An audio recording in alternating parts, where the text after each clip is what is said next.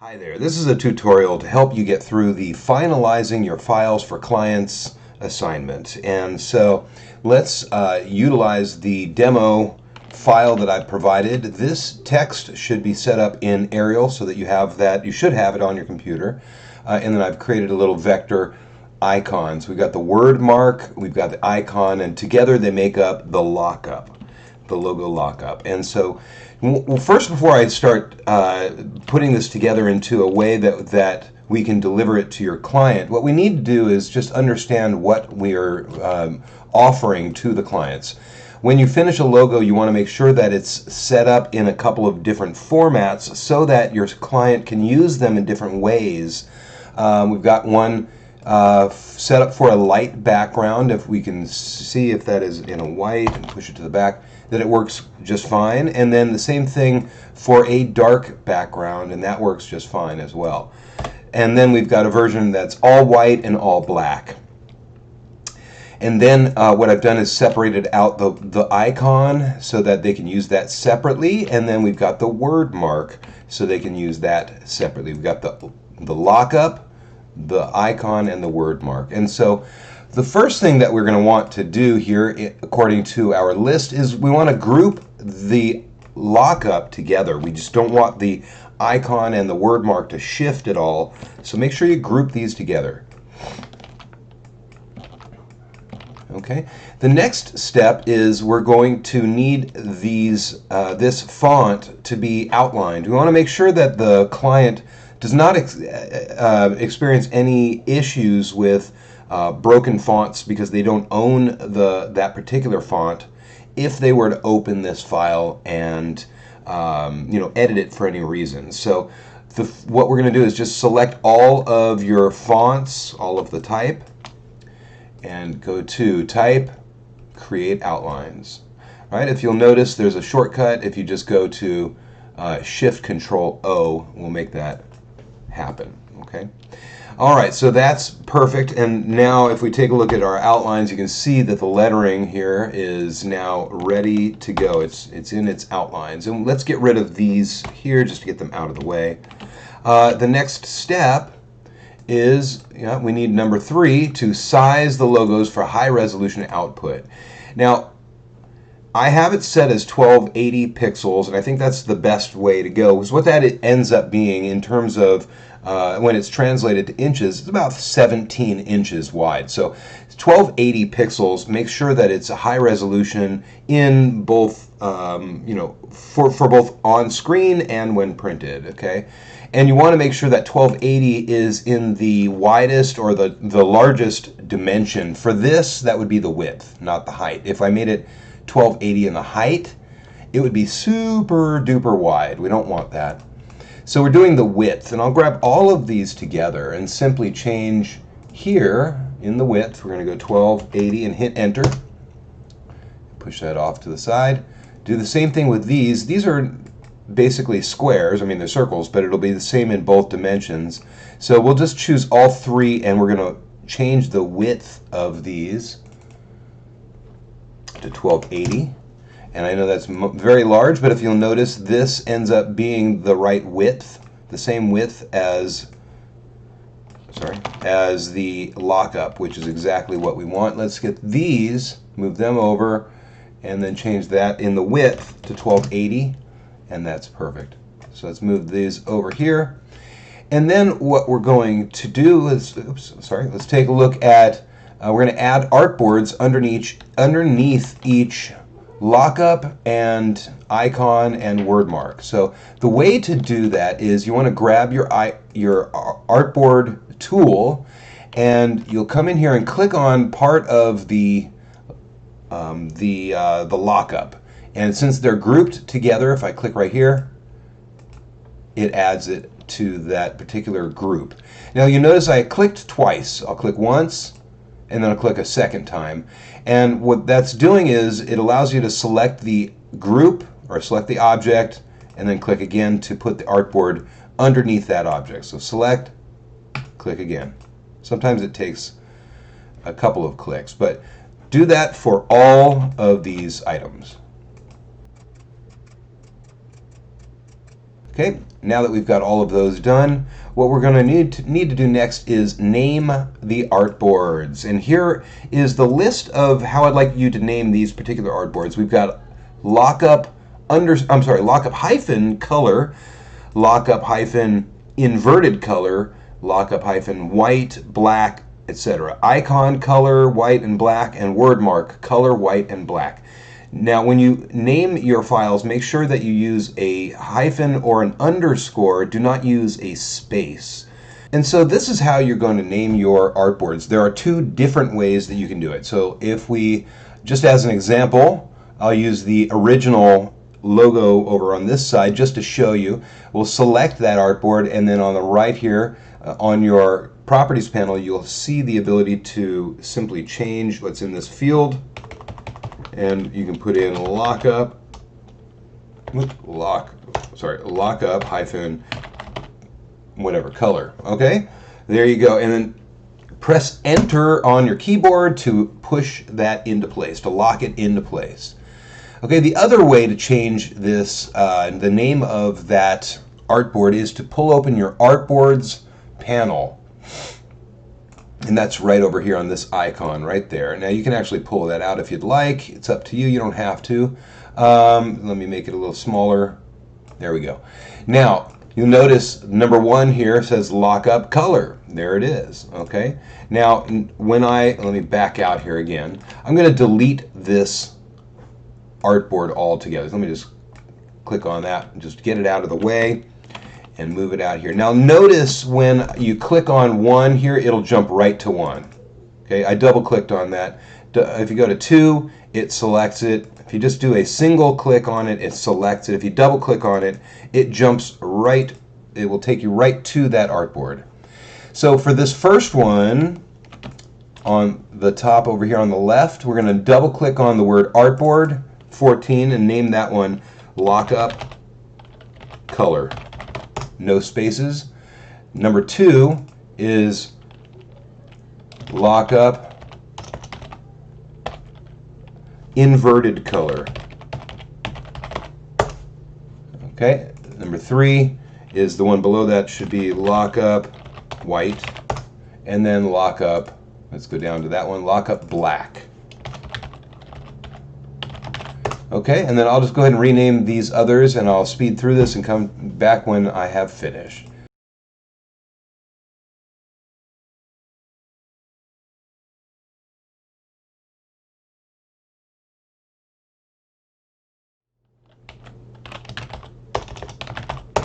Okay, there we go.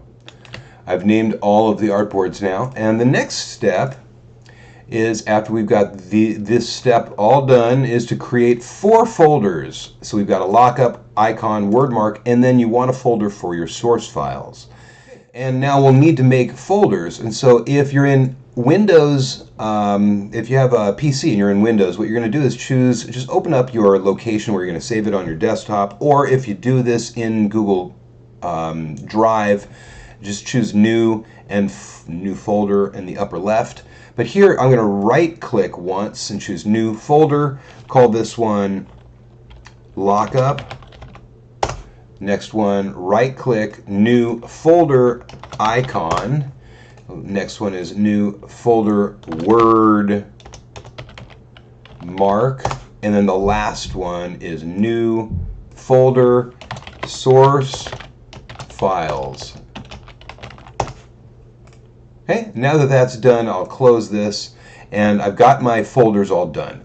Next, I want to save the file that I've got open with all of my work.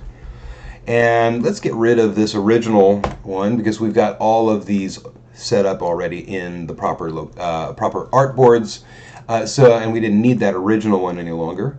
So we'll go to save, do a save as, make sure that it's going into the proper location, and this one will be in the source files location. We're going to call this the name of the company, or the name of the logo or the project. This is company name hyphen, no spaces, master file, all right, and then put in a hyphen and the date. We want to put it. I always like to put a date on the source file so that we can tell when it was created, how long ago, and what version it is. And make sure that it's just the AI format. Hit save. Click OK on the next dialog box that comes up. Then we want to, now we've got the proper name for this file that's open. We need to save a copy. Do not do a save as on this one. If you do save as, what that does is it changes the name and the file basically that you're currently working in. We want to change the file format, but we don't want it to change the one we're currently working on. So save a copy. Change the save as type to EPS. EPS. And just take the word copy off the end and then hit save. And then hit OK. Okay? Now, that allows, what that does is an AI file format is only editable within Adobe Illustrator. If you create the EPS file, they can open that in just about any editor that they want. It's a vector file format, the EPS, which is the same as the AI file. So they should have no problem with that. The next step is to export everything. We need to export a PNG file or a PNG, a JPEG, and a PDF for each artboard. So the way you do that is this. You go File, Export, Export for screens. You'll notice that, generally speaking, these should all be checked. When you open this up, they're all check marked. What you do is just clear the selection, and then we're going to do each one individually, each type. So what I'd like you to do is select, let's go in here, we're going to click Save Files. You're going to select the Export To so that we can select the location for this first one, which is the lockup. Go into the lockup, hit Select Folder. That's where this one is going to be, these are going to be saved to. The first format what we need is a PNG set up with a 1x. That doesn't change the dimensions of your original artboard. It gives them exactly the same dimension that you set it up on the artboard. And then same thing for PNG, I'm sorry, for a JPEG, we want JPEG 100 as the highest quality. And you can take the suffix out of the middle, they don't need anything in there. The last one, just click on Add Scale, come down here and go to PDF. That's all we need. We need a 1x PNG, 1x JPEG 100, and a 1x PDF. Now for the PNG, let me just back up a step. Make sure you're not using PNG 8. Use PNG that just says PNG. That's a higher quality selection. And if you can have this checked if you'd like to have the folder open up after you export it so you can see that they're there. So now we just hit Export Artboard. And what you should get is 3 versions for each of these 4 artboards, making a total of 12 options in your folder. Okay, so that worked. Let's close that. Let's do the next set. And what you want to do is simply go to File, Export, Export for Screens. Make sure that you select the new location for the icons. So we're going to go up one and choose Icon to select that folder. Clear the selection and make sure that you're only selecting the next batch, which would be the icons. Keep the formats the same. Export the artboard. And there you have it. Now if you go back, you should see the lockup and the icon each have their theirs broken down. They have their file formats and everything they need. Now what we're going to do is we need to do the word mark, and then let's see, I think we're just about done with it, but let's go to Export for Screens. You can uncheck these and select your word mark. The location needs to change to the word mark. Select Folder, Export the artboard, and there it is. Now the last step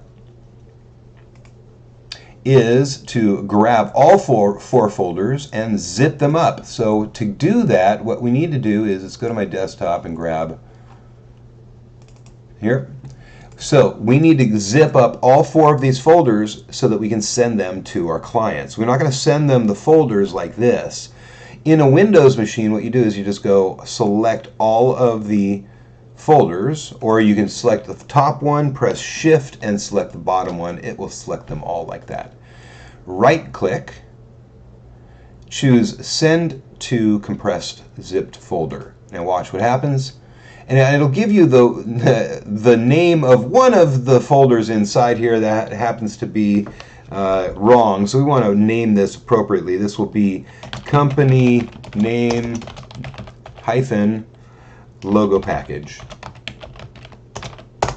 And that folder right there is what I will send to my client. Okay, and that's all there is to it. Now, this is what they will get. If we double click on this, you'll see inside you have a compressed folder. What they're going to end up doing is you go to this compressed thing here, the tab at the top, and click extract all. It's going to open it into a new folder for them, and they will be able to utilize all of these from within that folder.